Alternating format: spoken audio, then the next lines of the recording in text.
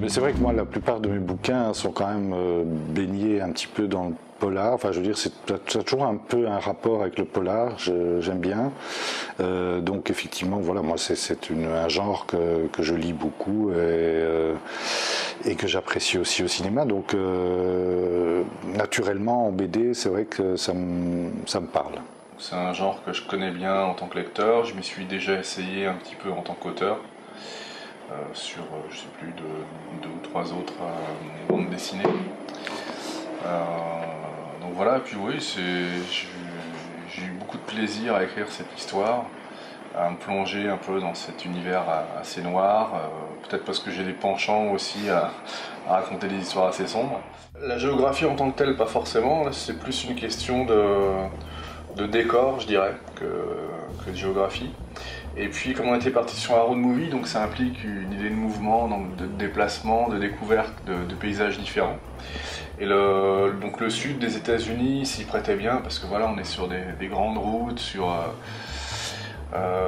sur des paysages qui, du point de vue européen, sont assez exotiques. Et le démarrage sur Cuba, c'était pour contraster un peu avec tout ça. Et puis parce que voilà, je m'intéressais à l'histoire de Cuba à ce moment-là au travers de mes lectures, et je trouvais que c'était un bon point de départ pour faire démarrer notre histoire, comme en plus voilà, c'est une histoire, c'est un polar, c'est lié à la mafia, et Cuba à cette époque a eu une importance toute particulière pour la mafia italo-américaine. Donc je trouvais que c'était un bon décor de départ. En plus c'est un décor que Philippe n'avait pas encore exploité au travers de ses autres bandes dessinées. Donc à ce niveau-là, c'était une originalité. Et puis je crois que Cuba en fait est relativement peu abordé en bande dessinée aussi. En tout cas le Cuba de cette époque-là. Et donc c'était un bon moyen de mettre ça en scène. Moi j'ai adoré dans le sens où effectivement j'avais jamais encore dessiné ces décors-là. J'avais déjà dessiné un peu du Mexique, dont je dirais dans le côté un peu exotique, mais Cuba c'était la première fois et c'est vrai que j'avais déjà même chez moi des 2-3 bouquins sur Cuba et je m'étais dit un jour il faudrait que je fasse une histoire qui se passe là-bas et puis voilà, Régis m'a proposé ça donc j'étais ravi. J'aime bien les déplacements dans une BD. Enfin, j'aime bien quand les personnages évoluent, bougent physiquement. C'est une manière pour moi d'éviter de me retrouver dans un univers redondant au niveau des décors. Donc voilà, c'était un petit peu l'idée que j'avais proposée. C'était important dans la mesure où c'était une envie de Philippe et que je pars toujours des envies du dessinateur. Donc à ce titre-là, oui. Et puis j'avais pas encore vraiment fait de road movie. J'ai fait des histoires où un déplacement comme ça, mais souvent c'était un déplacement plutôt lent qui était fait à pied par des personnages. Donc voilà, ça me plaisait bien de m'y essayer. Au moment où j'ai commencé à réfléchir à l'histoire de Perico, je lisais un bouquin qui s'appelle Vendetta et qui raconte toute l'histoire de la mafia italo-américaine depuis les années 20 jusqu'à nos jours, quoi, à peu près. Et c'est dans ce bouquin-là que j'ai découvert l'importance de Cuba à la fin des années 50 pour cette mafia italo-américaine, dans la mesure où c'est une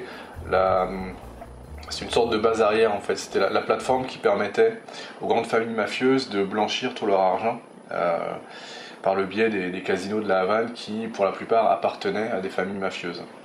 Donc Santo Traficante, qui est le chef mafieux, le parrain mafieux qu'on voit apparaître dans Perico, qui a réellement existé, Santo Traficante Junior là en l'occurrence,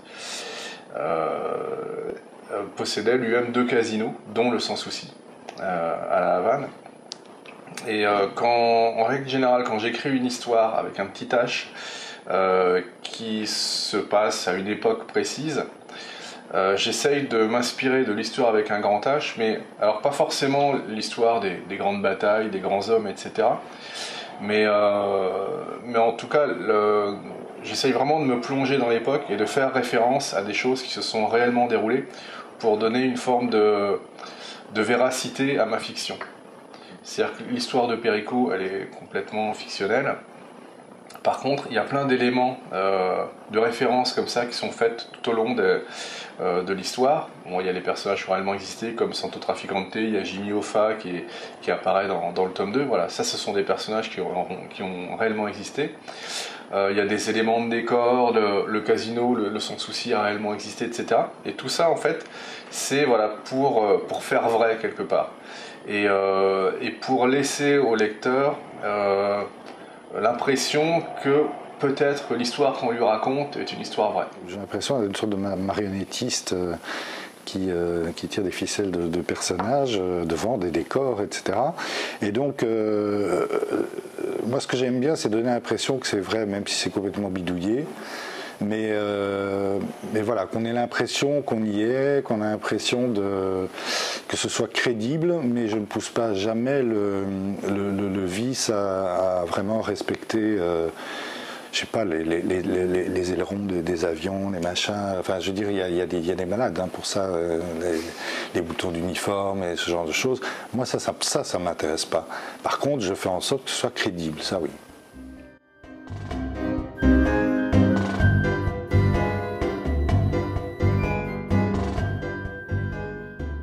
Régis m'a laissé beaucoup d'espace au niveau du dessin et j'avoue que ça c'était effectivement un bonheur, surtout avec des décors comme ceux de Cuba.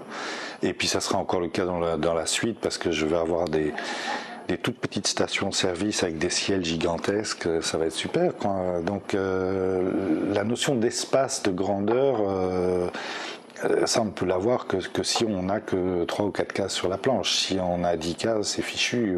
Donc voilà, ça c'est une manière de raconter. Bon, on a justement une pagination qui nous le permet, de pouvoir distiller notre histoire en même temps en ayant un bon équilibre entre ce qui est raconté, le rythme, mais aussi, après tout, c'est aussi de la bande dessinée, donc ça veut dire qu'il y a du dessin et qui est effectivement que le lecteur ait son quota d'images. Ce dessin ici de Perico est encore très travaillé, je veux dire, avec un ancrage assez propre. Et moi j'aimerais bien arriver à me libérer encore plus que ça sur mes planches, graphiquement, et effectivement apporter encore plus de noir. J'adore ça, le noir et blanc. Et donc voilà, maintenant peut-être que le prochain album je travaillerai peut-être plus en tâches, je sais pas encore, mais voilà, mon évolution, enfin la façon dont j'ai envie d'évoluer graphiquement irait vers ça. Ouais. Le souci que j'ai, c'est que en fait, les gens me reconnaissent grâce à ma ligne claire, entre guillemets, et donc un travail quand même assez précis. Et en même temps, ça peut être sclérosant, cette ligne claire. Donc je suis un petit peu toujours entre les deux, en train de me dire, bon, il faut quand même qu'on reconnaisse mon dessin, et en même temps, il y a des moments où je fatigue de mon dessin. J'en peux plus de cette façon, de certains tics que je peux avoir. Et donc voilà, c'est tout le temps de la recherche perpétuelle. J'ai essayé de jouer beaucoup sur les contrastes, donc on a notamment sur la première partie en fait une histoire qui est assez posée, même si on commence la première séquence, voilà, c'est une scène qui est assez explosive avec une fusillade dans un taxi. Après on est voilà, sur des séquences qui sont assez posées avec pas mal de dialogues, des personnages qui se rencontrent, qui discutent entre eux, et puis par moments, paf, on a une petite touche de violence qui apparaît. Et voilà, et tout le premier tome en fait travaille sur ce contraste là entre voilà, des moments calmes et puis des explosions au sens figuré. Et le deuxième tome ça va être un peu pareil, sauf qu'en plus là on est sur du déplacement, on est sur la route et avec des grands espaces. C'est aussi pour ça tout à l'heure on parlait des grandes cases, enfin, du fait de mettre relativement peu de cases par planche. C'était aussi important dans ces histoires-là parce que sur toute la partie road movie, voilà, on est sur les grands espaces américains, et pour ça en fait qui dit grand espace, voilà, dit grand espace aussi sur les planches. Et donc c'est pour ça aussi que dans le découpage j'ai fait attention à ce qu'il y ait relativement peu de cases par planche, c'est-à-dire je fais attention à ne pas dépasser les 9 cases. Il y a parfois des planches où il y a juste 3-4 cases.